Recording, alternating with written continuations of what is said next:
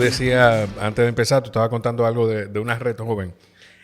No, que creamos, sabes que nosotros hemos creado una serie de estructuras sociales en cada parte que vamos.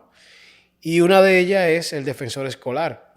Y se une mucho a la idea de dar clases de la Constitución en los liceos para los jóvenes de quinto y sexto, los que se gradúan, los de cuarto y tercero y cuarto, con el tiempo de nosotros. Yo estoy trasladándome por 40 semanas a impartir unas clases que se diseñaron en cada liceo. Entonces, hemos creado una estructura de defensores escolares que son líderes juveniles que el miércoles lo vamos ya a organizar, vamos a hacer un acto formal. Y fruto de ello, con ese esfuerzo, ellos van a ayudar a poder presentar a la sociedad 100 acciones por el bien común, que de todo esto que hemos levantado en los diálogos, en cada municipio se hace uno, ya podemos tener una serie de resultados, que es importante también por un tema de transparencia y rendición de cuentas. ¿Cuántos años tú tienes, Pablo? Digo, gracias por venir, gracias por la disposición. Qué bueno que finalmente pues, pudimos concretar este primer episodio contigo, porque yo estoy seguro que tendremos más de una conversación en algún momento. Pero ¿cuántos años tú tienes? Tú vas a entender por qué te lo pregunto ahora. 47. Tú me llevas 9, yo tengo 38. Y te lo pregunto porque algo que desde muchacho uno siempre dice, pero que lo que hay que tratar de involucrar a la gente en el diseño de acciones o en el diseño de las políticas públicas para que se comprometan, para que tomen conciencia y se conviertan de alguna forma en defensores de esas reglas, de esas políticas. Entonces, por eso te lo pregunto, porque conecté fácilmente con ese ejercicio. Le diría Miguel Escala en su libro, se llamaban agentes de cambio. Y es mucho la filosofía que hemos implementado en el defensor, que viene mucho de la Iglesia Católica. Sí. Porque en el caso mío yo era catequista, era monaguillo, también lideraba un grupo de jóvenes, fruto de haberme graduado de La Salle. Y esa mística es la que hemos tratado de llevar al defensor, crear estructuras sociales, pero con un matiz neutro, sin necesidad de apalancarnos en la parte de partidos políticos, lo cual no condeno, pero cada quien juega su rol en la sociedad. Claro. Los partidos son la esencia de la democracia en cuanto a estructura, pero también el ciudadano tiene que estar empoderado. Y empoderado no quiere decir reclamar solo, también aportar. Claro. Tú sabes que vamos a hablar de muchas cosas aquí. Tenemos que, desde que podamos entrar con las cosas de la Defensoría del Pueblo, que yo creo que al final todo tiene que ver, vamos a hacerlo, pero mencionaste La Salle y mencionaste la formación religiosa, la formación católica, más que religiosa solamente, porque eso, decir formación religiosa incluye muchas cosas. Y yo me pongo a pensar, y hay 2 colegios, y debe haber más, pero de gran tradición, que los egresados de esos colegios se parecen. O sea, tienen un perfil muy parecido. Que uno es La Salle y el otro es Loyola. Yo te agregaría 2 más. A ver. Mira que lo pensé rápidamente. No quise adelantarme a hacer este juicio. Hay 2 más, que sería el Calasanz. Sí, claro. Y el Don Bosco. Claro que sí. Y entonces lo mismo pasaba en su momento en la parte femenina, que era el apostolado. Tenías también el Santo Domingo. Sí. Y tenía el María Auxiliadora, que estaba frente al Don Bosco. Y más atrás, me voy a atrever a decirlo porque estamos en la zona colonial, y digo más atrás, estoy hablando de la época de mi mamá y mis tías. Creo que era el Santa Clara, que estaba por aquí mismo. Bueno, aquí tú tenías el Ercilia Pepín. Aquí está el Liceo Argentina, que incluso una de las clases de la Constitución Viva la dimos acá. Para poner 2 ejemplos bueno, aquí estaban las escuelas escuelas de señoritas. Originalmente La Salle inició aquí, en la zona colonial, luego que se muda a la Bolívar, como tal. Y sí, y yo creo que, mira, y tiene que ver mucho, porque todas esas instituciones, independientemente del tema religioso, específicamente católico, promovían una serie de valores. Por ejemplo, el caso de La Salle, hay 3 valores que nosotros nos inculcaron mucho, que era fe, fraternidad y servicio. Y esos son aspectos que yo los mantengo en mi vida y prácticamente ahora que tengo un nuevo renacer en términos filosóficos, que he tratado de involucrarme más en el estoicismo, se parece mucho a las diferentes reglas y así pasa en el Calazán, así pasa en el San Juan Bautista, que es un apéndice de La Salle, se pudiera decir, o que fue un producto de una división interna. Y esa mística de trabajo desde el punto de vista pedagógico, tú lo ves también en lo que no. Fíjate que tantos Montessori no es por algo. Sí. Es que en ese momento, cuando se desarrolló el método Montessori, que viene justamente de una vocación pseudo religiosa, que luego cayó en un tema de laicismo, se da bajo una estructura. Y eso es lo que tiene mucho tanto las fuerzas militares, la Iglesia Católica, que lo ha mantenido tanto tiempo, que es estructura, organización, fidelización y movilización. Son las reglas básicas. Que Mr. Home, asesores inmobiliarios, ha respaldado este contenido de diferentes maneras. De hecho, los episodios del podcast regularmente se graban en el salón de ventas de la oficina del Distrito Nacional. Y si tú eres de los que disfrutas este contenido, pues yo te pediría que los respaldes a ellos. En @MrHomeRD vas a tener toda la información de la vitrina inmobiliaria Mr. Home. Junto al Banco Popular te van a ofrecer las mejores condiciones que puedas imaginarte para adquirir tu propiedad, no importa si es un terreno, un apartamento, una casa, lo que te imagines. Esta es tu oportunidad de cumplir ese sueño que la mayoría tenemos, tener nuestra propia casa, empezar a construir ese patrimonio.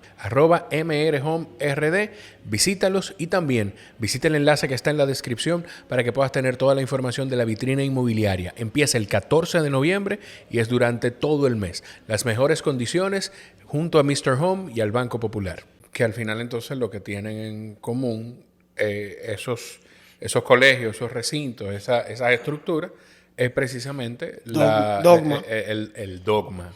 Mira, yo iba a decir el catolicismo, pero es el dogma. Es el dogma. Tú la más tienes que... Tú lo puedes ver si cambiamos de República Dominicana, nos vamos, qué sé yo, a Argentina. Tú lo ves. Tú lo ves y si no, quizás no países tan liberales como pudiera ser España, pero hay una franja en términos de España que tú lo ves, más que todo en Madrid. Porque, o sea, te doy dos lugares que lo he vivido de cerca, y en Chile ni hablar. Sí. Entonces, yo creo que es parte también de esa búsqueda de la nueva educación dominicana que se anda tanto explorando para buscar mejor calidad. Pero entra también el juego de cómo las hermanas, los hermanos o los padres o las monjas involucran a la familia en la educación. Sí.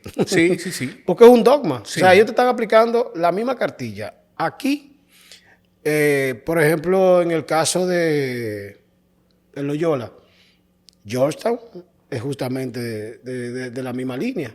Entonces, tú vas a mantener esos mismos cánones desde el punto de vista dogmático. Claro. Ahora, lo que va a cambiar es quizás la filosofía desde el punto de vista de cómo tú ves la vida.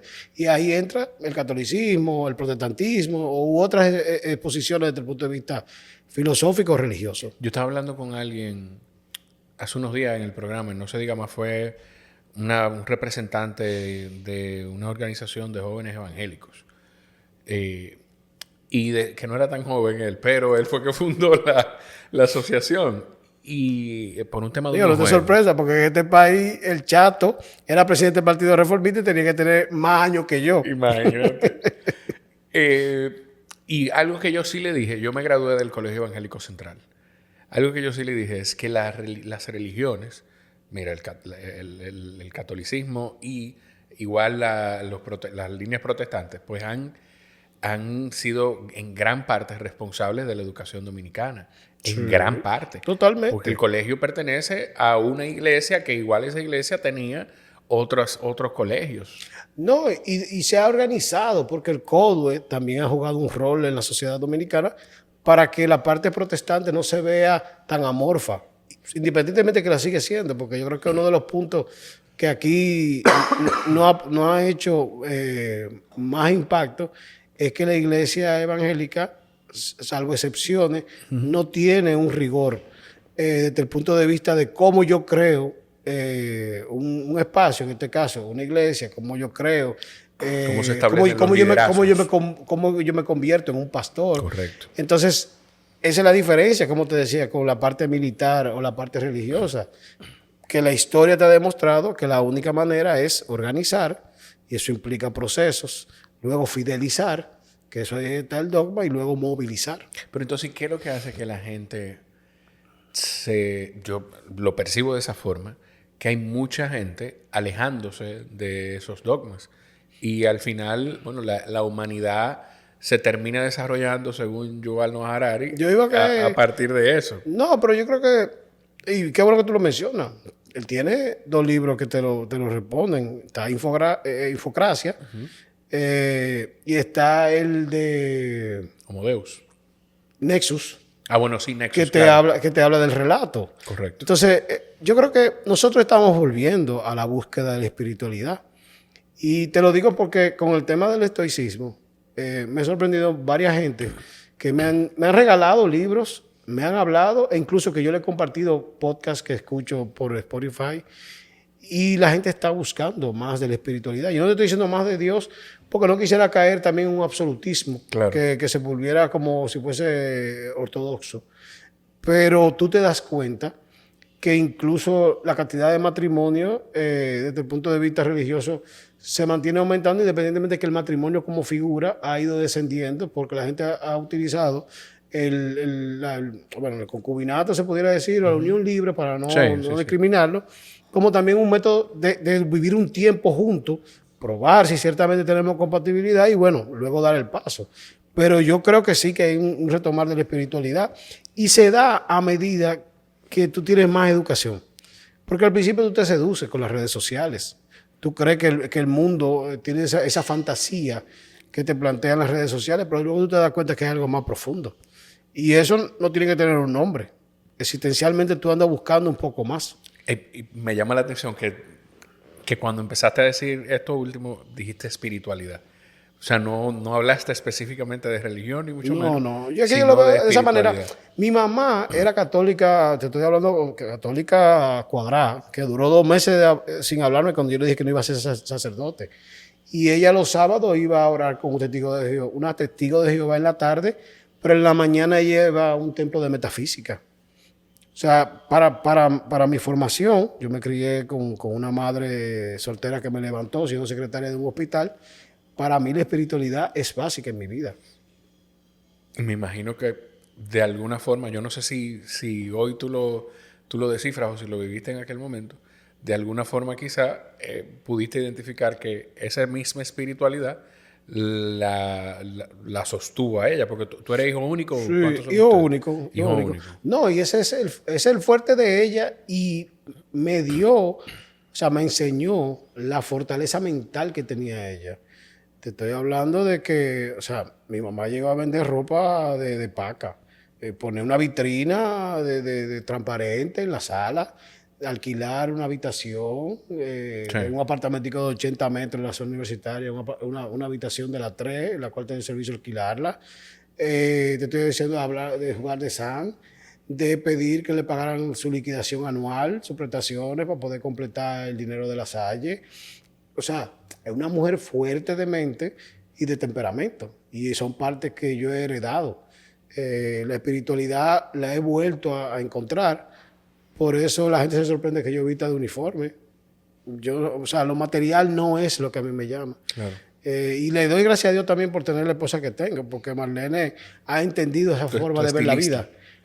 No necesariamente. A ti te ayuda, contigo fue que me dijo, mira, pero yo veo que Charjú se pone mucho t-shirt.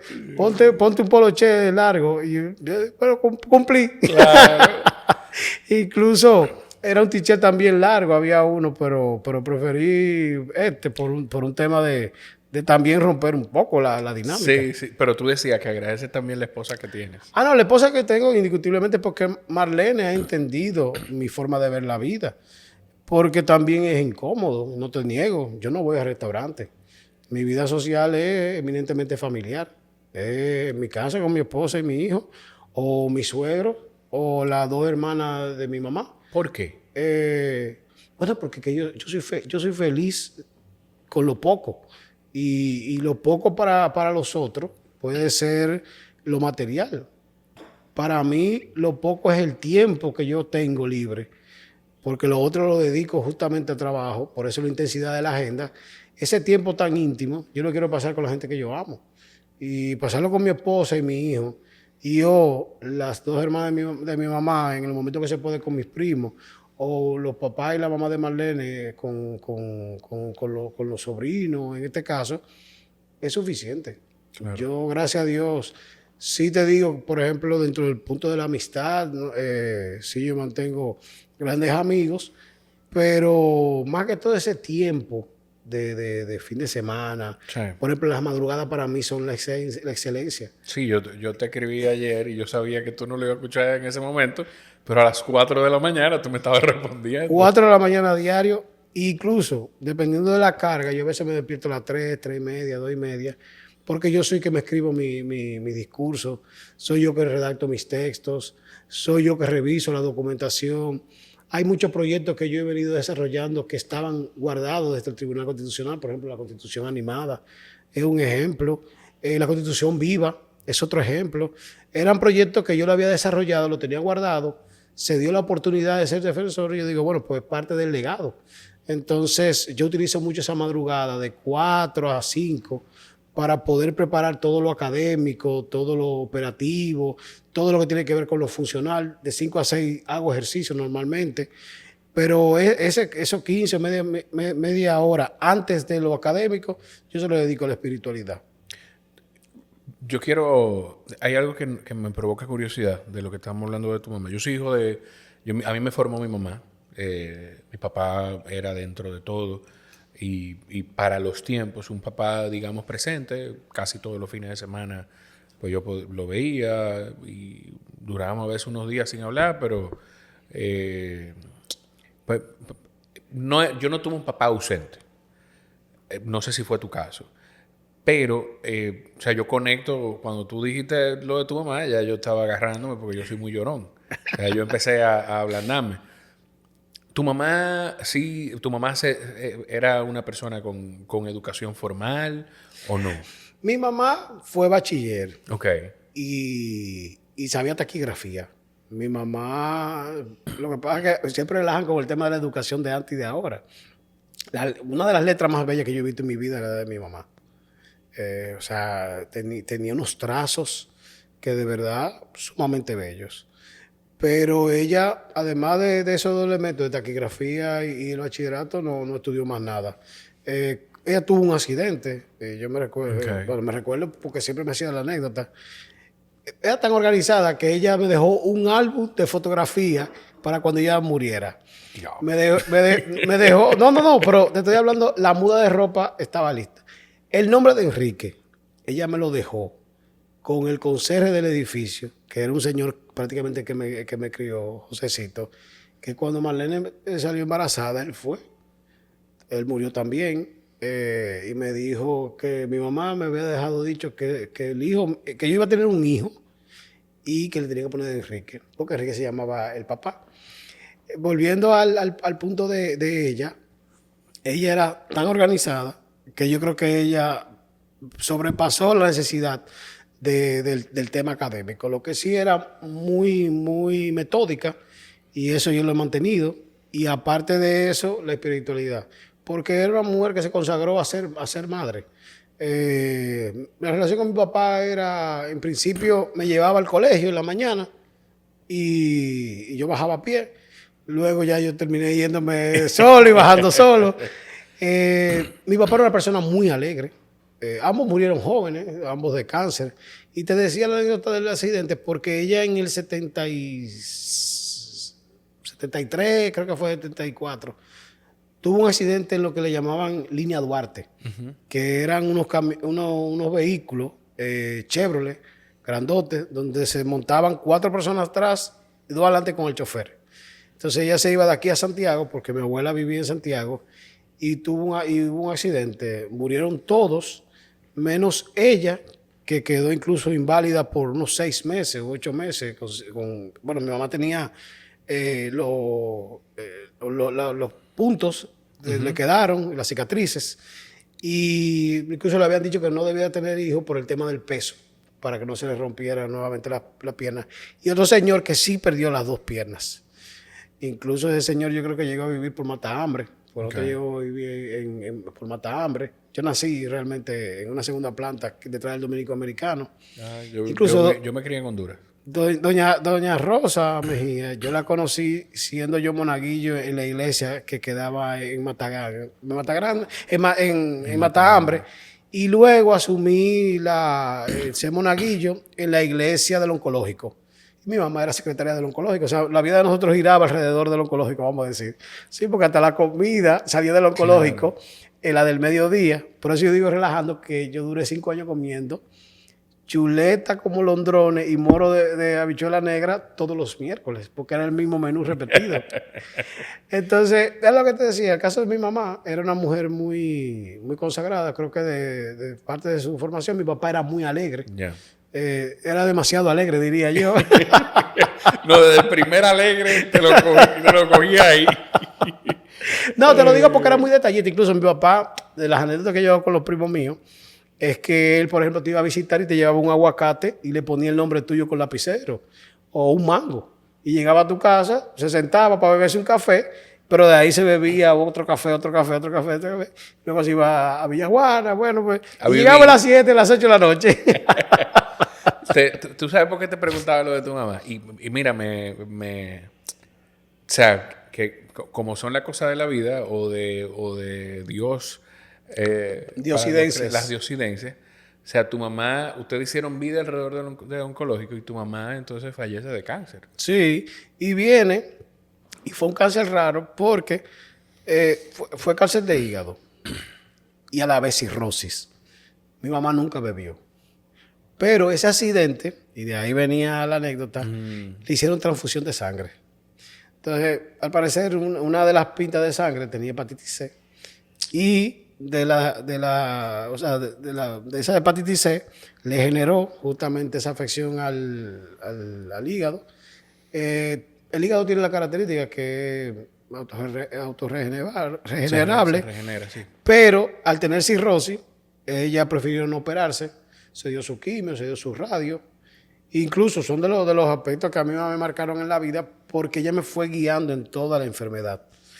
Y es fuerte, sí, pero te demuestra la fortaleza de la persona, porque ella se mantuvo totalmente consciente hasta que cayó en un coma.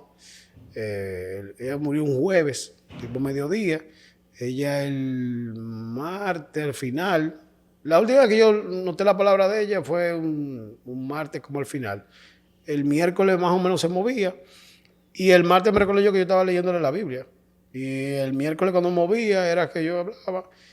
Y hay una anécdota porque ella tenía una doctora muy amiga, la doctora Tawil, que fue la que yo llamé cuando ella ya no respondía el jueves. Y ella me dijo, bueno, llévala al hospital. Y mi mamá siempre dijo que ella iba a morir en su cama, no iba a morir en el hospital. Y cuando yo puse el vehículo de reversa, que busqué la ropa para llevarla, porque yo era que bañaba a mi mamá. Cuando mi mamá tenía las crisis, que fruto te da vómito, diarrea, yo era que limpiaba a mi mamá. Y cuando yo dije, bueno, ya vámonos, la doctora Tawil llegó, me dijo, mira, ella tiene un edema pulmonar, despídete. Y efectivamente ella murió. Entonces... es parte de lo que la gente no entiende cuando yo le digo de que mi mamá era una mujer muy espiritual y con una fortaleza mental que Dios la bendiga. A mí, yo no sé qué tanto hombres de esa generación han vivido cosas como esa, pero te escucho y inevitablemente pienso en mi padrastro, Aaron Krawinkel. Aaron, igual su mamá, murió de cáncer. Y yo oía los cuentos, igual de él cuidándola, bañándola, así mismo, que al final esa es la vida, esa es la vida. No, mira, mi papá murió de cáncer de pulmón.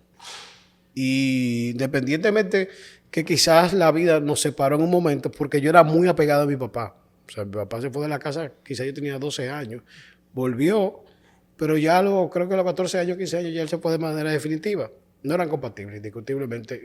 No, y la adolescencia también es No, un momento pesado. yo te puedo decir que si yo no hubiese tenido La Salle como mi bastión, yo no sé cómo lo hubiese pasado, porque yo quería mucho a mi papá.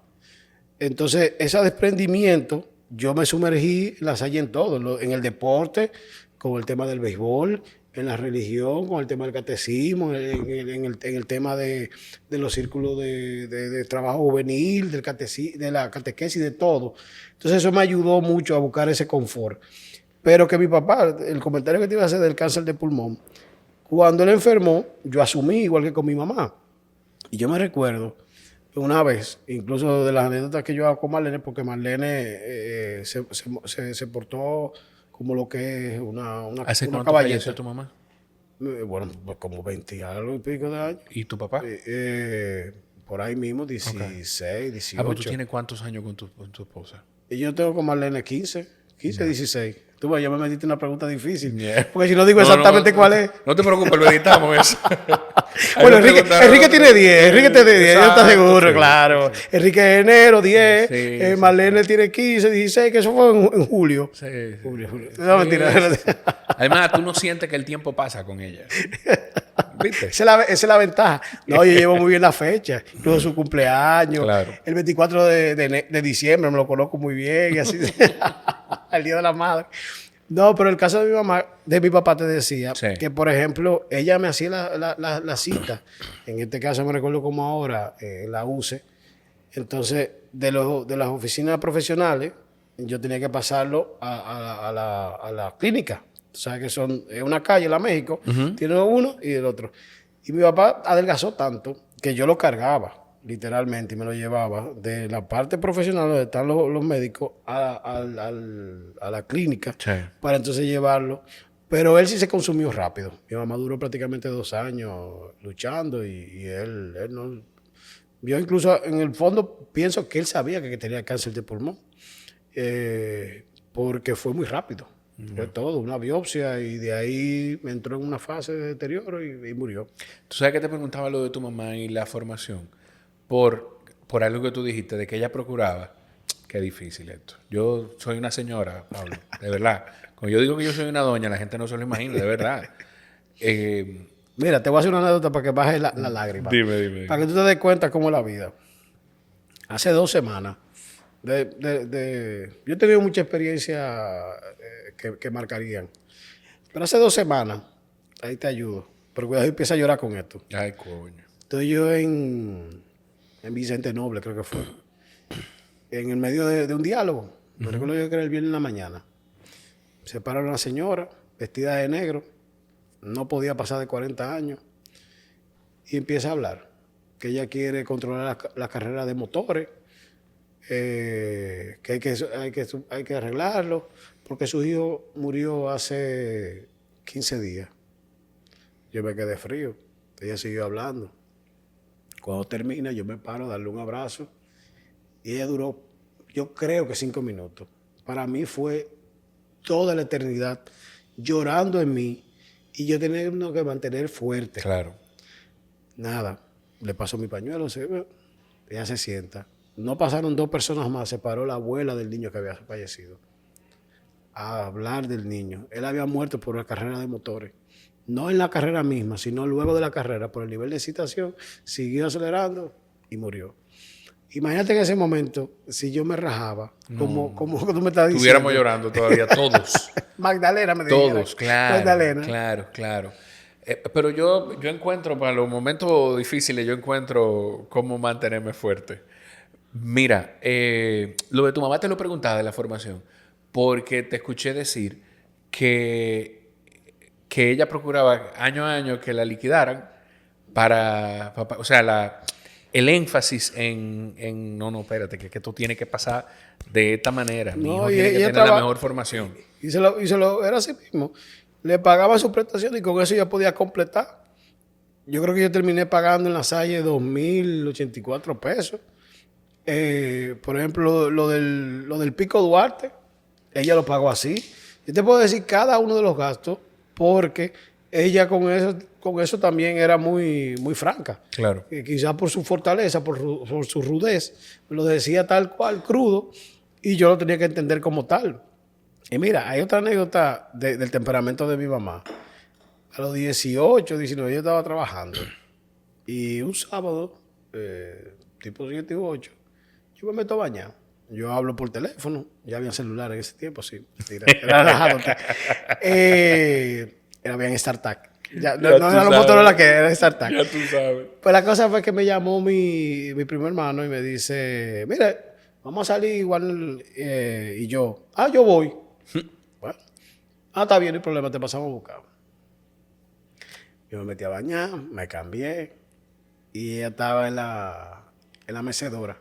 De naturaleza nosotros nos acostamos temprano. O sea, toda la familia de mi mamá se duerme con la gallina. Entonces ella me dice, ¿y dónde tú vas? Le digo yo, no, que voy a salir con Javier y con Juan. ¿A dónde? No, yo no sé, vamos a salir. Yo, tú no vas a salir. Mamá, pero ya yo le dije que yo iba. Sí, pero tú no me pidió permiso a mí. Mira, este que está aquí. Le dijo, pero, mamá, pero es imposible. No, eso es posible. Si tú sales, tú no vuelves a vivir aquí. Sale esa puerta. Pregúntame dónde yo quedé. Acotado. Yo pude hacer todas las rabietas que yo quería, Claro. poner la música alta, lo que sea, que yo cuánto. Pero ahí en la casa. Pero no pasé. Claro. Entonces, también esa disciplina te ayuda en la vida. Que de alguna forma se parece a la disciplina con la que tú te has ido construyendo al momento de hoy. Tú hablaste del deporte. Lo que pasa, Pablo, que contigo de verdad hay muchas cosas de las que hablar. Porque todavía no hemos entrado en estoicismo, que me llama muchísimo la atención. Oye, a mí me encanta. disciplina mata talento. Y parte si tú quieres para resumirte rápido el estoicismo, una de las leyes esenciales es la disciplina. Otra es la justicia. Sí. Entonces son dos de los ejes que me guían día a día. ¿Con quién tú entraste al estoicismo? ¿Con Ryan Holiday o con para que no me vaya a hacer como me hizo Miguel Yarul? Que le digo, ¿tú te has leído a Ryan Holiday? Me dice, no, a su jefe. Oye. Hablándome de Séneca, No. Marco Aurelio. De Marco Aurelio, de Séneca, de Epicteto. Sí, No. sí. Mira, fue una conversación con un amigo, que somos compañeros de trabajo, que es Harold. Él me lo comentó y yo lo busqué. Varios de los filósofos yo lo conocía, vamos a decir, pero desde el punto de vista del estudio de la filosofía, Claro. o temas que hayan sido relacionados con algún político o con alguna política pública. Porque lo que yo me especialicé fue en gobierno, política pública y sociedad. Entonces, indiscutiblemente he tenido que ver política, filosofía política, Claro. economía política, economía social. Entonces, pero ya desde el punto de vista del seguimiento, de cómo se construyó, a mí me ayudó mucho un podcast que sigue muy en incidencia en Spotify. Sí, con Holiday, incluso yo lo sigo en Instagram. Recientemente, este muchacho... William Ramos. No, que me regalaron un libro. Era de un autor español, se me olvida ahora mismo. Y hacía la secuencia de las escuelas filosóficas. En el estoicismo, él se detenía con mayor arraigo para entonces poder concluir un poco la línea de pensamiento de cada uno, porque también hay un neo-estoicismo que es el de Holiday. Que ha acercado a la gente a esa filosofía, la ha masificado de alguna forma. Sí, realmente ha aprovechado las redes sociales para llevar a diferentes cortos. Ahora, en esencia, no necesariamente es recitar las leyes. Esto puede estar aplicado en el día a día. Sí, claro. Por ejemplo, en el caso particular mío, yo sé que si hay algo que a mí me desestructura, es la falta de planificación. Porque yo soy muy metódico. Entonces, yo lo que hago es que me blindo, anticipándome semanas antes, planificando todo y compartiéndolo por escrito a todo el equipo. Porque yo reconozco ya dónde que está la debilidad mía. La debilidad mía es justamente en esa improvisación que se debe de hacer, claro que sí. Todo en la vida es ajustable. Se Tampoco necesita tiene que ser la flexibilidad para adaptarse, claro. Claro, pero tiene que ser el momento. No que tú estés esperando que llegue el momento para entonces tú buscar un plan. Entonces, ese aspecto a mí me controla en lo laboral, que es donde sería. Y lo otro, gracias a Dios, como te digo, en términos familiar, es un ambiente sumamente jovial. Y quizás por ese trabajo de hace 5 años para acá o 7 años para acá que yo estoy en una fase distinta de ver la vida, que también es una ventaja. La presentación definitivamente importa. Por eso Brands Avenue, cuidando cada detalle, se fija incluso en cómo presentas ese regalo que tienes para ese caballero que quieres agradar en estas Navidades. Camisas de lino Psycho Bonnie o La Martina en colores tradicionales o colores de temporada las tenemos en Brands Avenue. No tienes por qué perder el tiempo en esos tapones que traen las fiestas durante todo diciembre. Ve a brandsavenuerd.com y arma tu carrito. Ordénalo online o simplemente ve a la tienda y que sea solamente terminar el pago y que te preparen tus regalos allí. Visita Brands Avenue en @brandsavenudr, @brandsavenudr en Instagram o incluso escríbeles por WhatsApp en el 829-459-5050. Que tú decías, bueno, para no dejarlo corto eso, mencioné a William, porque el otro día le escribieron de la cuenta de Ryan Holiday para mandarle el libro más reciente que va a lanzar o que acaba de sacar Holiday. Yo lo que no recuerdo es si es el de la justicia. Porque él ha ido por los Él ha valores ido por cada una de las por reglas, cada una de las las reglas, leyes, para entonces correcto. sacar su línea de trabajo. Correcto. Y lo mencionó y chulísimo porque le escribieron para mandarle el libro. Imagínate. La emoción. Genial, pero claro. Pero tú dijiste de que te blindas planificando, compartiéndoselo al equipo. Me imagino que eso entonces, ¿cómo te sirve para blindarte? Una especie hasta de compromiso de tú decir, bueno, ya este compromiso no es mío nada más, yo lo estoy asumiendo con los demás. ¿Cómo es? No, lo que pasa es que, mira, bueno, hay una teoría de inteligencia múltiple de Gardner. Cada quien tiene un tipo de inteligencia. Ok.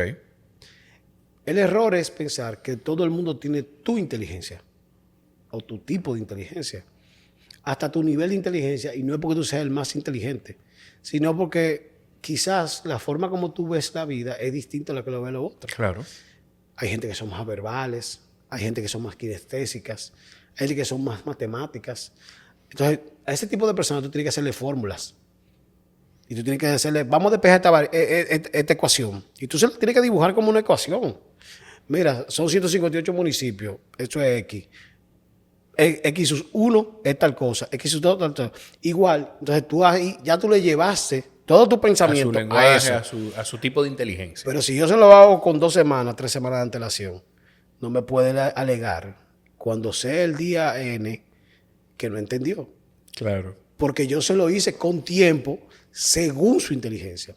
Ahora, si tú eres más verbal, vamos a hablarlo. Ahora tuvimos la conversación.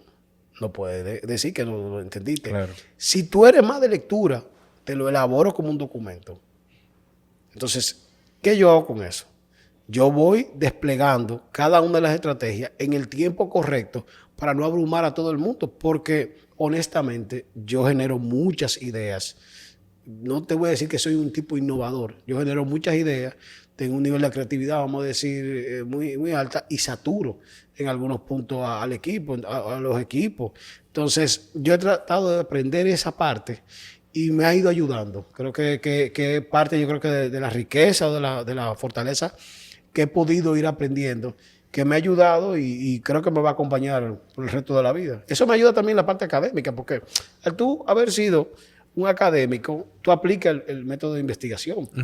Ahora, el tema es cómo tú se lo explicas a esos compañeros que son estudiantes sin faltarle el respeto, porque tampoco agarrar una pizarrita, que tengo pizarra ya, y empezar a darle una clasecita de algo que ellos saben, porque también hay que ser respetuoso de la competencia de todo el mundo.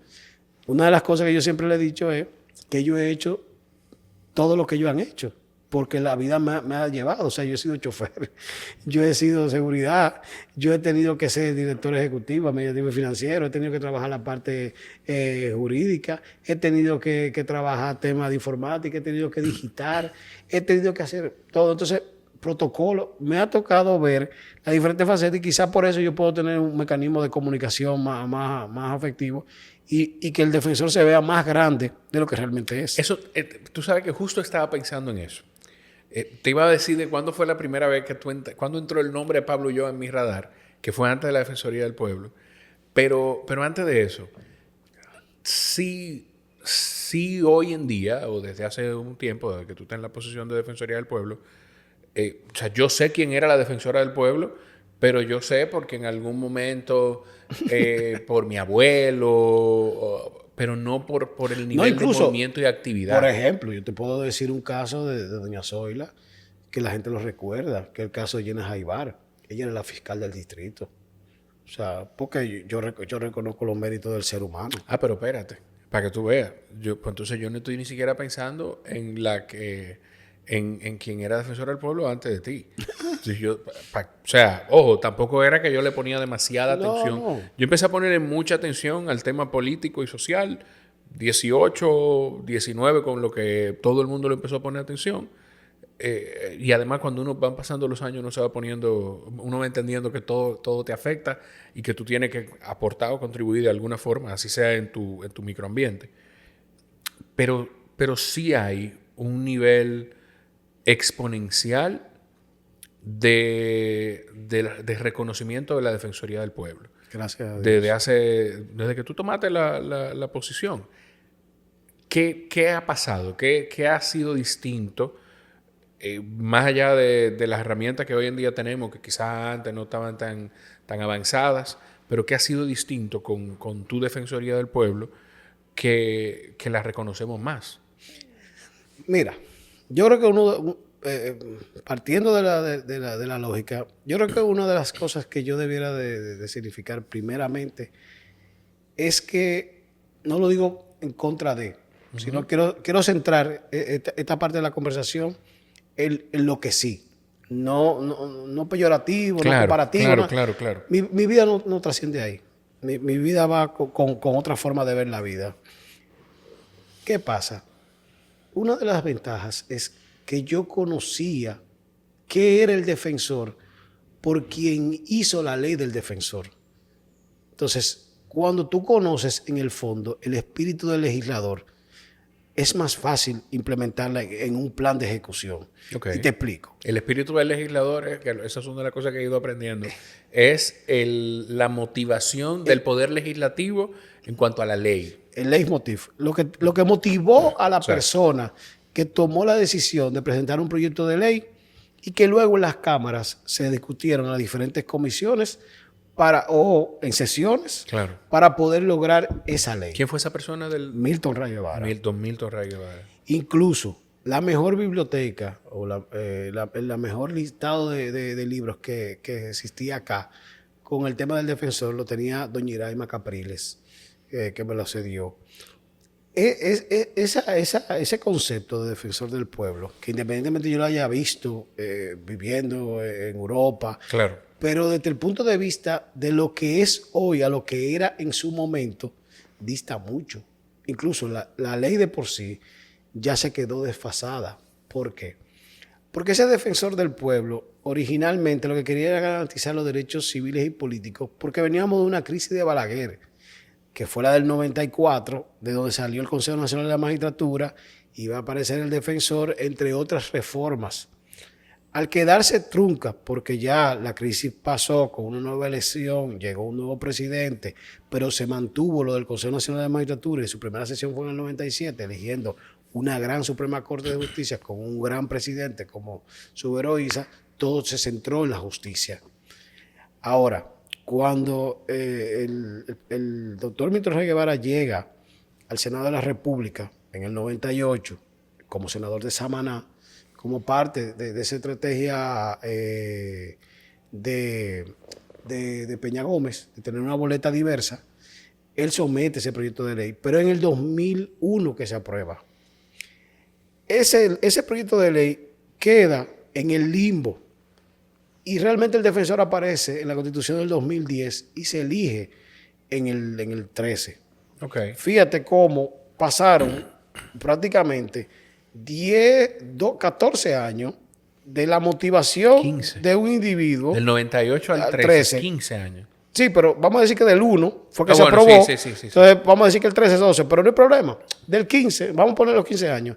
¿Cómo pasó de la idea de esa sociedad en ese momento convulsa, conflictiva, donde el tema de la violencia, fruto de la política, todavía estaba pendiente. Donde todavía si se anunciaba una huelga, la noche antes cogían presos a los líderes sindicales, Bueno, o date, a los date cuenta que a los líderes de comunitarios. Narcisazo murió al principio de los 90. Entonces, todavía teníamos esa realidad. Entonces, ese defensor que surge de la Constitución del 10 tiene que adaptarse filosóficamente e ideológicamente a una ruptura clara. Nuestra Constitución, hasta la del 10, solo hablaba de garantías, no de derechos fundamentales. Okay. Todas las constituciones que vinieron desde el 44 venían con un concepto donde el Estado era el fuerte. Lo que decía Hobbes, que era la figura esencial, que era el Leviatán. El Leviatán. Entonces, ¿qué pasa? En la del 10 ya tú cambias la concepción y ya tú te conviertes en un Estado social y democrático de derecho. Dejas de ser un Estado liberal, de los contractualistas de antes, tal vez de Montesquieu, de Rousseau, de Hobbes y de Smith, y pasas ya a un Estado donde el individuo, el ciudadano, es el que tiene el poder real. Entonces, de tener una estructura macro, fuerte, que impone sus reglas el Estado, tú apareces con 10 millones de gente desarrollando sus propias ideas. Claro. ¿Cómo armonizas? Entonces, por eso el defensor tiene varios elementos en su interior. Uno, el principio de la neutralidad. El defensor parte de la neutralidad para todo su proceso. Por eso es tan simple en un sentido práctico, no desde el punto de vista real y amplio, mediar. Porque se supone que tú no llegas con un sesgo. Por eso se da la mediación del caso de Barry, por eso se da la mediación de la Laguna de Rincón, por eso se da la mediación con la indexación de las pensiones de los maestros, que son 28,000. Por eso tantas mediaciones que surgen. Entonces, uno. Dos, que estoy llevándolo desde el punto de vista de los articulados. El artículo 5 dice, en el perfil del defensor, lo único esencial que te plantea es ser un experto en la administración pública. Por lo tanto, tú necesitas conocer el Estado. Claro. Y necesitas conocer no solamente el Estado en su funcionamiento, operación, organización, sino dos elementos básicos, derecho constitucional y derecho administrativo. Pero va a implicar necesariamente un elemento esencial, que es el servicio público, por lo tanto tiene que ser sensible. El artículo 11 plantea la limitación real desde el punto de vista político, que es que no puede pertenecer a ningún partido ni hacer actividad política, partidaria. Porque cada decisión pública es política. Sí, claro. Cada decisión política es pública. La política está en todo. Entonces, desde el punto de vista de ese mismo artículo, dice que no puede recibir otro ingreso que no, salvo la docencia. Por eso la gente se sorprendió que yo saliera de cualquier tipo de actividad, sea fundación, sea empresa, porque es que yo me debo a mi ley, me debo a la Constitución. Y yo practico el elemento de la ética en todo en mi vida. Por lo tanto, yo preferí salir de absolutamente todo para que nunca se me viera como una persona que hacía otra cosa que no fuera ser defensor. Fíjate, lo único que yo he hecho es dar clases y no cobro por dar clases. Para eso mismo, para poder blindar. Es más, el relajo es que realmente la cuenta mía es que la maneje Marlene. Por lo que te decía, mi trascendencia no está en lo material. Y eso a mí me llena de mucha satisfacción, porque es la vocación de un servidor público. Entonces, ese defensor que mantiene esos tres elementos para no seguir avanzando en esa línea, puede ampliar todo lo que tú quieras. Dista de esa visión original. Ya ahora, este sello, y es la respuesta a tu pregunta, se ha basado en que trajimos, o vamos a decir, cuando yo planteé ese plan a la sociedad dominicana con el que yo me postulé, que le llamé propuesta de valor, era porque traje lo que se llama government compliance, cumplimiento gubernamental. ¿Y por qué? Nosotros, constitucionalmente hablando, trajimos la división de los poderes de Estados Unidos. Poder municipal, sí. legislativo, vamos a ponerlo como está aquí, legislativo, poder ejecutivo y poder judicial. De Francia, la bicameralidad. Nosotros tenemos diputados y senadores.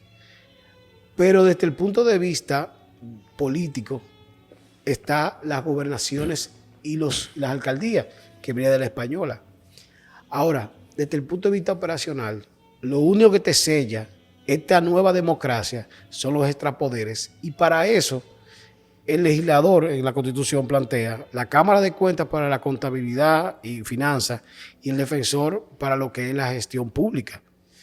Ese cumplimiento gubernamental es el que te garantiza los derechos fundamentales. Claro. Porque quien haga uso de su ley de manera correcta va a brindar los bienes y servicios que dice nuestra Constitución y va a cumplir el artículo 8, que dice la función del Estado de preservar la dignidad humana y los derechos fundamentales, y el 7, que habla que somos un Estado social, democrático y de derecho. El problema es que no pasa así siempre. Eso te iba a decir, porque cuando los extrapoderes no funcionan, tú mencionaste uno que ha sido complejo los últimos años. Sí, pero también cuando el ministro o el director general, no como él, sino personas que trabajan en su ministerio, en su director general, no hace lo que le corresponde, Claro. ese ciudadano no recibe el bien y servicio que le corresponde. Ahí entra el defensor como fiscalizador. Claro. Pero la otra versión del defensor es el pedagogo, el educador. ¿Por qué? Porque tú tienes que enseñar los derechos y los deberes para que la gente pueda tener una ciudadanía responsable. Cuando nosotros llegamos, hicimos una encuesta. El 62% de los muchachos más pobres no conocían un derecho fundamental. Pasados los años, la encuesta del año pasado, del 62, bajamos a 38% que no conocían un derecho fundamental. Wow. Ha sido un esfuerzo. Mira que yo te tengo aquí, por ejemplo, la Sí. Constitución animada.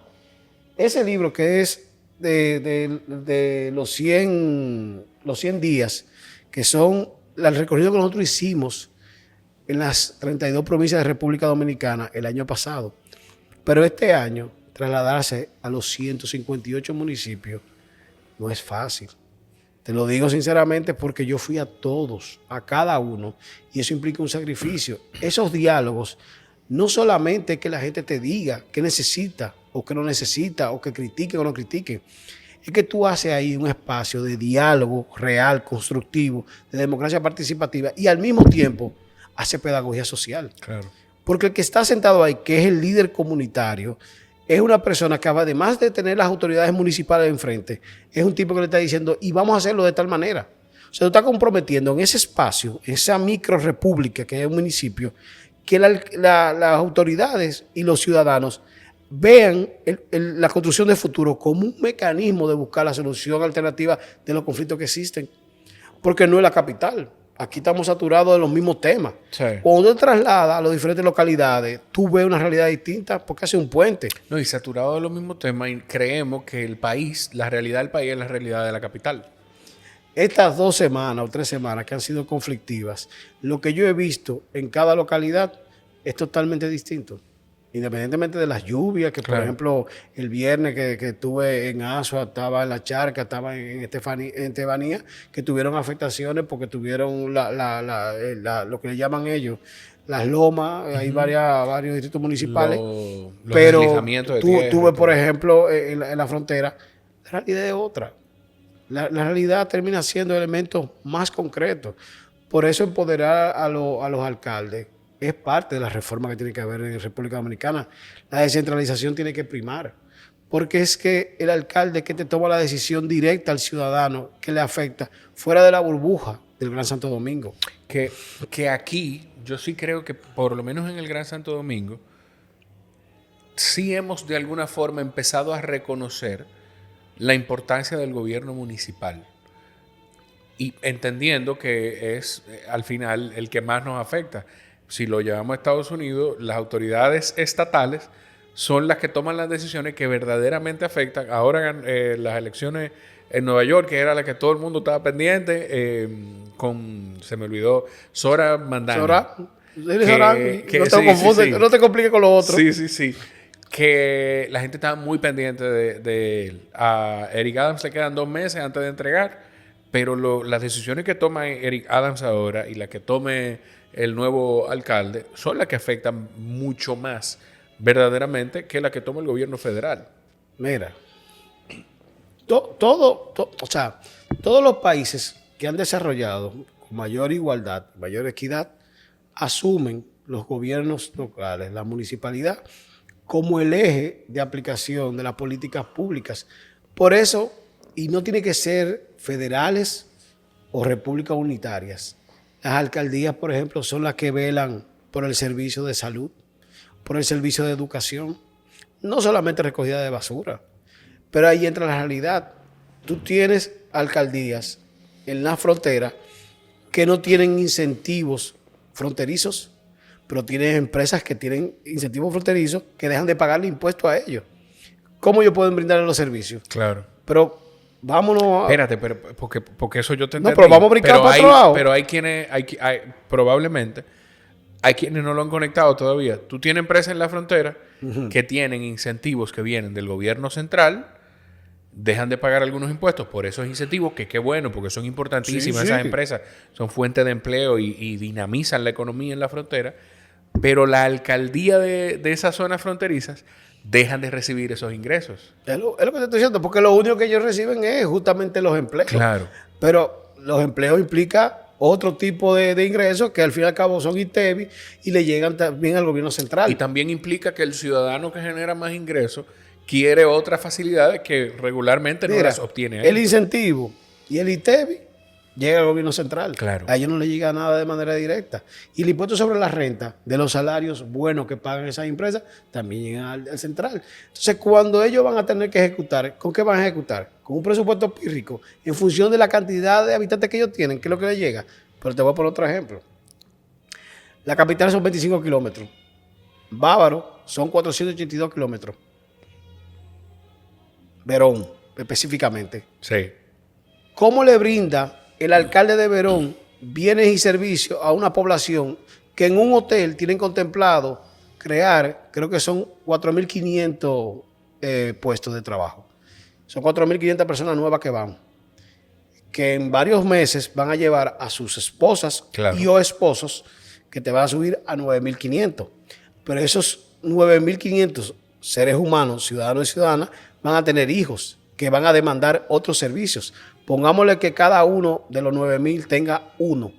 Son 18.000 seres humanos que están necesitando en un año nuevos servicios de salud, de educación, más lo otro concomitante servicios que implica transporte, transporte, que transporte te implica vías públicas, pero aguas, tanto residuales como negras, como servidas.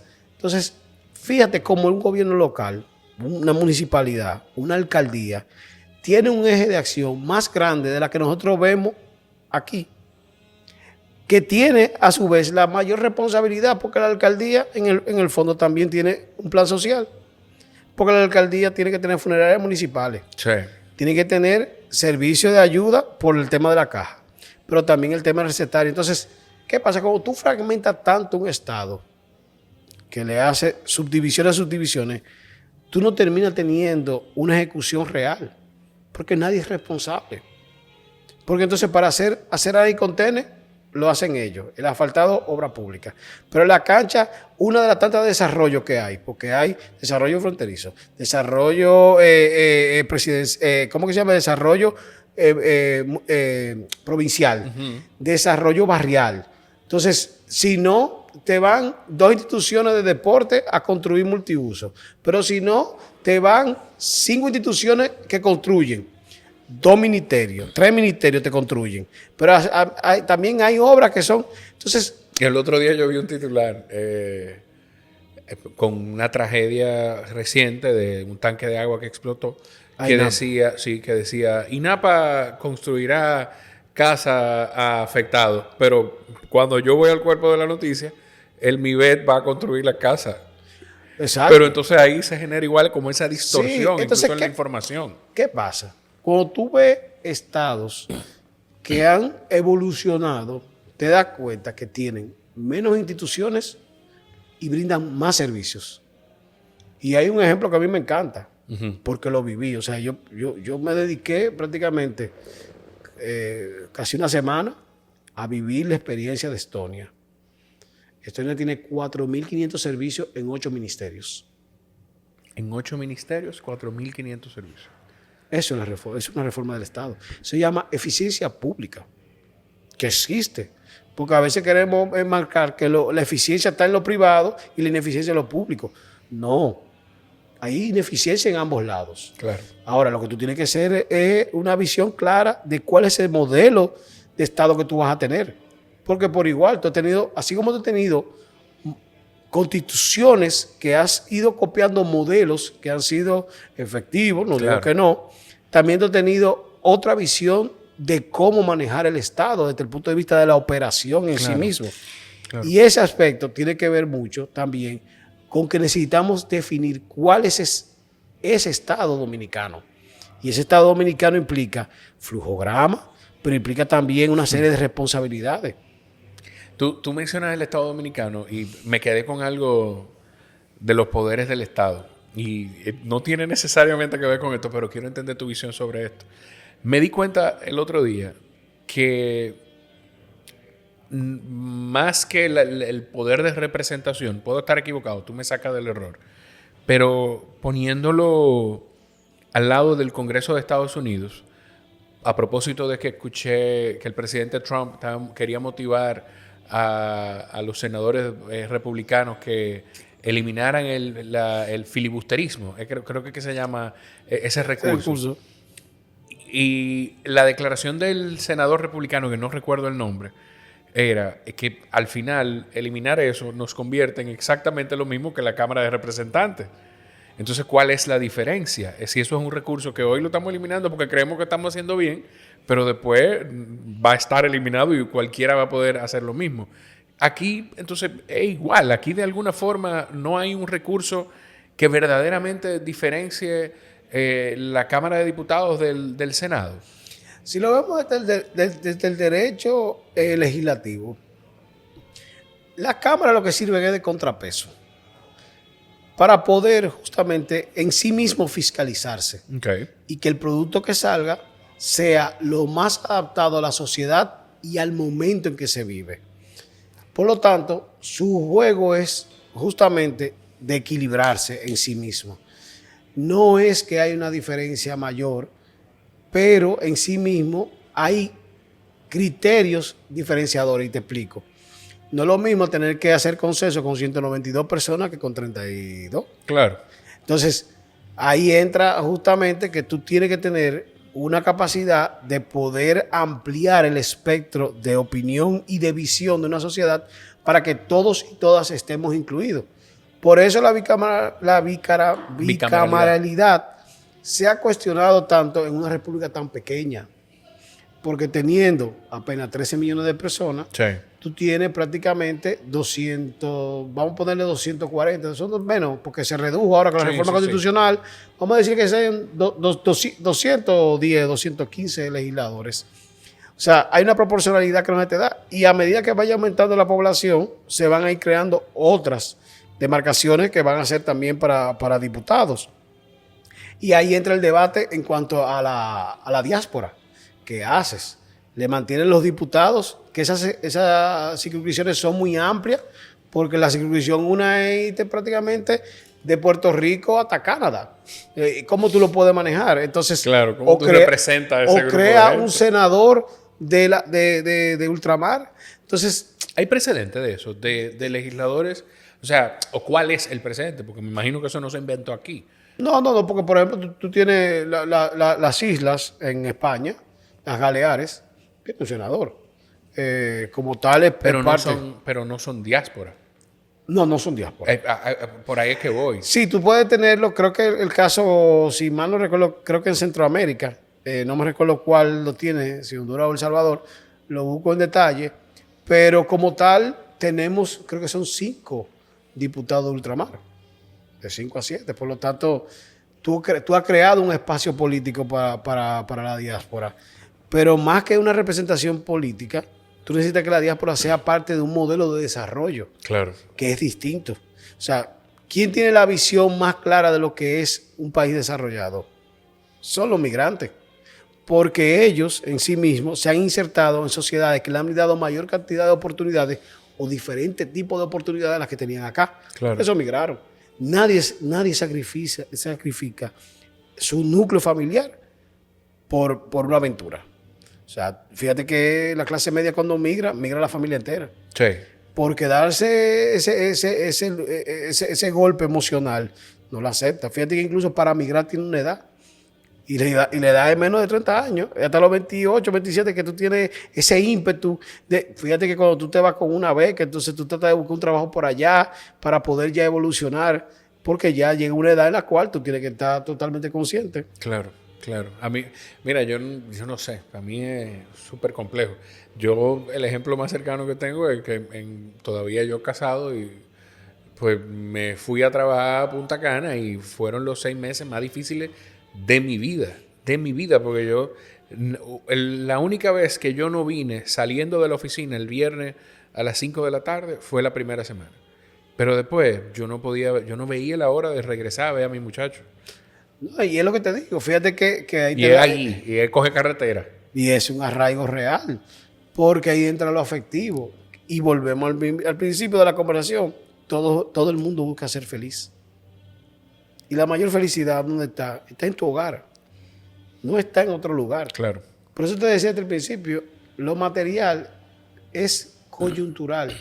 Es justamente adecuarte a aspectos que tú necesitas para vivir, no para ser feliz.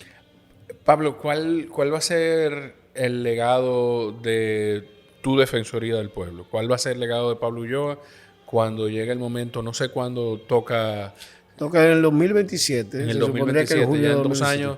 Eso es un puesto que la persona no puede ocupar de nuevo. La ley plantea un periodo adicional. Pero yo no te veo, yo no sé si eso es algo que tú estés pendiente de retomar o si tú quizá vayas a dar otros pasos en tu vida pública, para no decir política. Mira, yo siempre he creído en los resultados. Mi vida, porque yo vengo de los organismos internacionales, o sea, mi vida siempre ha sido manejar proyectos de 4, de 5, 6 años. Incluso, y de los resultados en esos proyectos, pero también de los resultados porque también tienes una influencia del deporte, que de eso no hemos hablado. Podemos hablarlo sin problema. A mí me encantan las estadísticas. ¿Qué pasa? Yo necesito siempre tener indicadores y medios de verificaciones porque yo me formé bajo la metodología del marco lógico del BID. Entonces, eso es lo que yo plasmo. Yo plasmo objetivos, indicadores, medios de verificaciones y busco cualquier tipo de elemento adicional que me puedan marcar ese tramo. Claro, con un objetivo general y los componentes que corresponden. Eso se hizo para el defensor y eso es lo que estamos ejecutando. Yo creo que los resultados van a hablar a la sociedad porque, mira lo que pasa, y ahí yo quiero explicarlo. Yo no puedo presentarme a una institución, postularme como lo hice, con un plan de valor o un programa de valor, una propuesta de valor, y no haberlas concluido, porque yo no digo mentiras. Ahora, yo te puedo decir que el día de hoy ya nosotros tenemos no solamente hecho ese programa de valor que planteamos, sino que lo sobrepasamos prácticamente en absolutamente todo. Nada más con las 2 rutas tenemos tiempo suficiente para decir y resultados suficientes para mostrar a la sociedad. Sí. Pero en la sociedad en sí mismo es que decide qué resultado fue, si ciertamente para ese momento fue el correcto o no. Yo, el defensor, tenía un compromiso, porque cuando doña Zoila fue la primera vez al Constitucional a pedir apoyo, el magistrado presidente Don Milton me pidió que le ayudara y le dijo, Pablo te va a ayudar, y ahí yo hice el primer organigrama, el primer manual de funcionamiento, quizás los primeros empleados también los recomendé, y la institución arrancó, pero no arrancó, yo duré como 3 meses apoyándola, pero tenía que concentrarme en la Constitución. Claro. Ahora, ya el legado en sí es institucionalizar el defensor del pueblo. Y eso implica que todos los procesos están levantados y certificados en norma ISO. Solamente falta el modelo de gestión. Porque todo lo de la Secretaría, que es donde está el núcleo duro, que implica antisoborno y cumplimiento gubernamental y servicio al ciudadano, está certificado desde el primer tramo, que fueron los primeros 2 años. Porque ahí es que tenemos que concentrar todos los esfuerzos. Formación, la carrera defensorial se concentró en la Secretaría. Ya la parte educativa ha tomado estos 2 años para que la gente no solamente conozca la institución, sino que confíe, acreditarla, crear la magistratura moral. Ya los otros 2 años de cierre. Eso implica que el año que viene yo tengo que certificar el modelo de gestión sí o sí, pero eso ha implicado gestión, la gestión financiera, lo que es la ejecución presupuestaria en línea.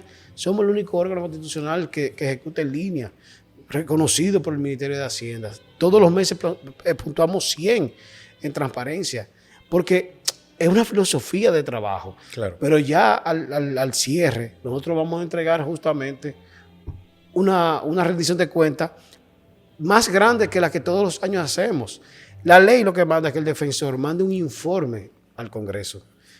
Nosotros planteamos cada 14 de junio ir al Congreso, le pedimos a los presidentes de ambas cámaras que nos permitan explicarle qué hemos hecho con los recursos, no solamente en físico con el informe, sino con un discurso.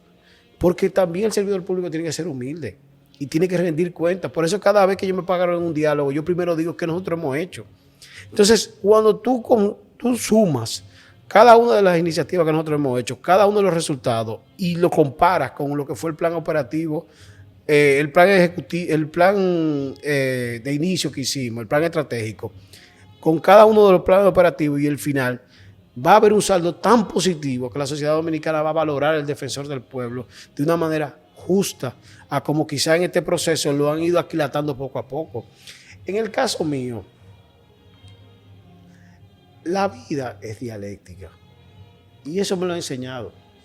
Yo estaba antes del defensor en una transición entre el constitucional y mi vida pública, que es lo que yo soy de servidor público, haciendo un colegio, el único del país especializado en estudiantes atletas, que mandó más de 120 muchachos con beca a jugar pelota. Porque Consulting Group, RBI Consulting Group, fue la empresa que le brindó servicio a 15 equipos de Grandes Ligas y la oficina de Grandes Ligas para poder hacer un modelo educativo para ellos. Que yo prácticamente la desmonté, porque cuando el magistrado presidente me pide que vaya al constitucional con él, ya luego de haber trabajado meses lo que iba a ser su gestión, yo prefiero dedicarme a lo público que a lo privado, porque esa es mi vocación.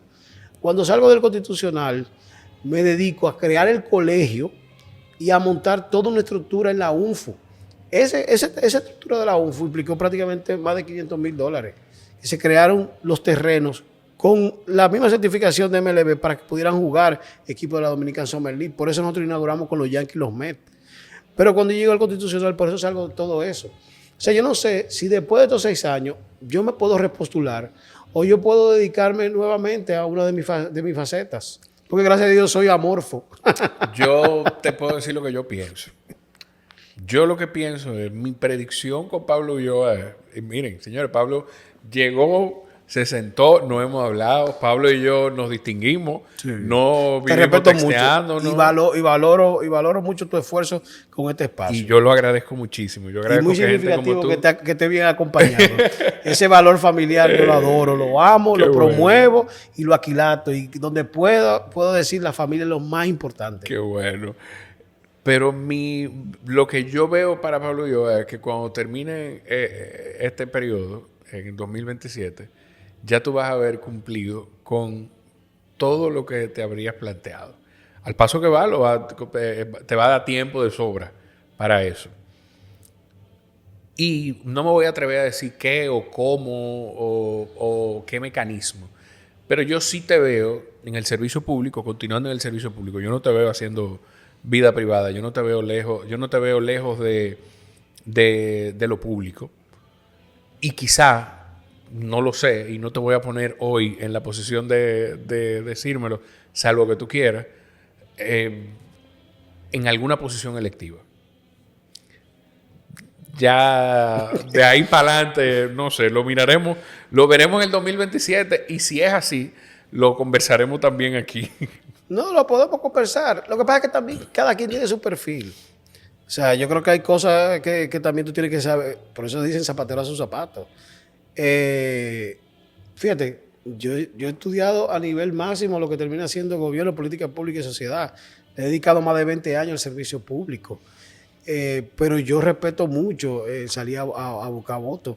O sea, un alcalde, un diputado, un senador. Claro. Son gente que merecen mucho respeto. Yo creo que parte de este cuestionamiento que yo hago de la centralización del Estado es porque la fiscalización, la legislar y también escuchar, en este caso representar, son funciones muy complejas, que muchos de ellos la tienen que dejar de un lado para ir a gestionar obras y servicios en sus comunidades, que no debiera de ser lo normal. Lo normal debiera ser concentrarse justamente en las leyes, porque esos son los marcos de referencia para todos nosotros. Es muy complejo, Pablo, pero de alguna forma desde la Defensoría del Pueblo tú has venido haciendo eso. Bueno, nosotros incluso hemos opinado en todos los proyectos de ley que entendemos que tienen aspectos que son importantes, no solamente la ley del DNI en su momento cuando presentamos la única institución que presentó una moción, pero también la de seguridad social, desde el punto de vista del Código Laboral, todo. Porque efectivamente, todos son derechos, son 32 derechos fundamentales. Claro. El defensor tiene que ver con todo. Pero yo te decía, en 2027 ahí se abre otra oportunidad porque hay nuevo periodo en el defensor del pueblo, o puede haber una función pública. Y pudieran llegar nuevos retos. Sí, y yo te soy sincero, no, porque al fin y al cabo el defensor es como todo en la vida, es evolutivo. Hoy ya estamos cerrando un ciclo de institucionalizarlo. Mañana el ciclo del defensor puede ser ya ver una visión más amplia, porque en el caso mío me tocó ser presidente de la Federación Iberoamericana de Ombudsman. Estas estrategias educativas, más el garantismo que lo hemos ejercido, con los amparos que hemos sometido, las inspecciones, con los protocolos, más las estadísticas que hemos generado con la investigación y el desarrollo, y la gestión desde el punto de vista centrado, no solamente en el ciudadano, sino en la transparencia, ayudan a ver un defensor del pueblo que en una nueva etapa, un nuevo proceso, puede visualizarse más fuerte, porque tú llegar a mediar a solicitud del presidente de la República implica que hay un nivel de confianza, claro, de que tú vas a hacer las cosas de manera concreta como institución y seria y honesta. Y eso es muy importante. Ahora, yo puedo servir desde el punto de vista de lo público y no tiene que ser de primera línea. O sea, yo creo que el servidor público tiene una vocación a hacerlo por el ciudadano, por el bien común. Y eso es lo que a mí siempre me ha motivado. Quizá tú me puedes ver de esa manera y te lo agradezco, pero quizá mañana lo que me toca es llevarle la computadora a alguien y lo voy a hacer con mil amores, porque para mí lo más importante es servir. En el caso de lo público me gusta porque es de manera para todos y todas. Claro. Es el bien común que se busca, no un servicio de manera individual, particular, acrecentar riqueza de manera personal, claro, sino yo lo veo más amplio porque esa ha sido mi vocación. El rol que me toca en la vida, desde el más alto al más pequeño, siempre yo lo voy a hacer con pasión y siempre lo voy a hacer no para el hombre, sino para Dios, porque esa es mi vida. Y así que yo la veo. Amén.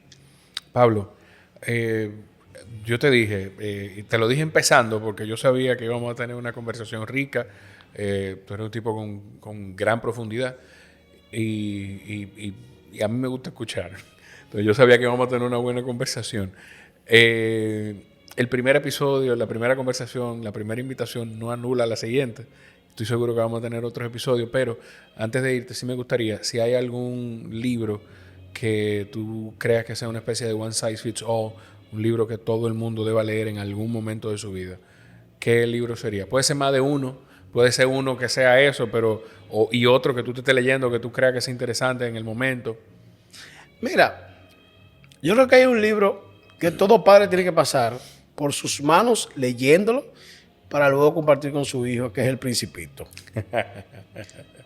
Por igual, todo servidor público tiene que leerse un libro que fue de alguna manera el que me llevó al servicio, bueno, a la lectura tan copiosa, vamos a llamarla así, que es Crimen y Castigo de Dostoyevsky.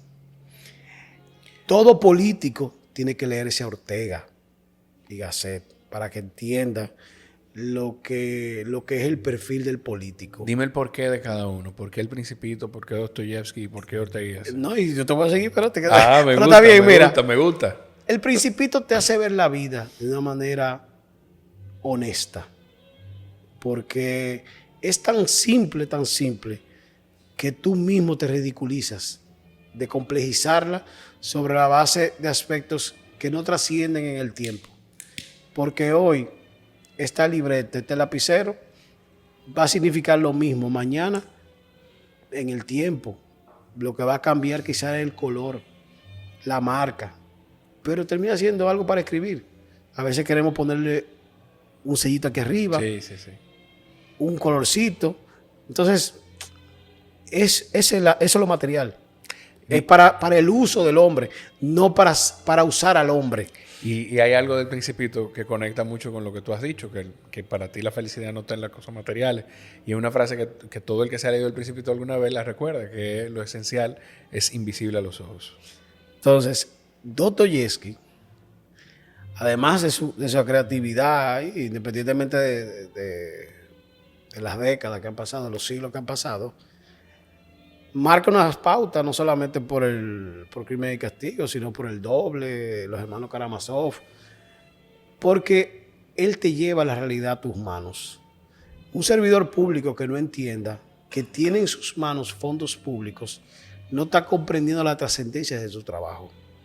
Pero al igual, ese servidor público es el que le devuelve al ciudadano lo que paga por impuestos. Por lo tanto, tiene que estar muy consciente de lo que está haciendo y a veces lo perdemos.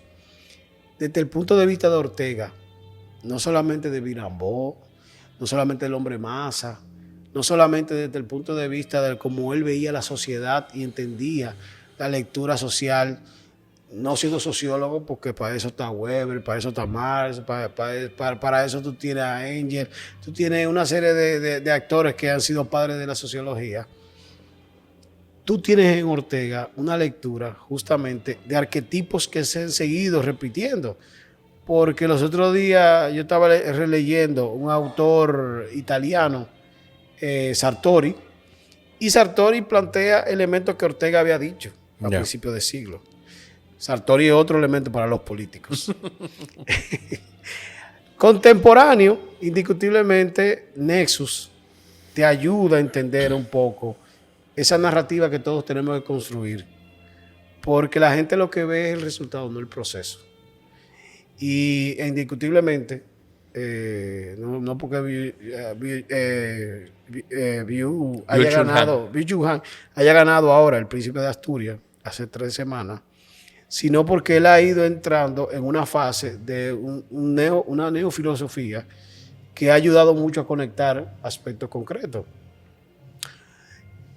Ese nexus, esa infografía, te da a entender un poco ese vacío que existe desde el punto de vista de los diferentes poderes que existen, incluyendo los medios de comunicación, que son esenciales. Claro.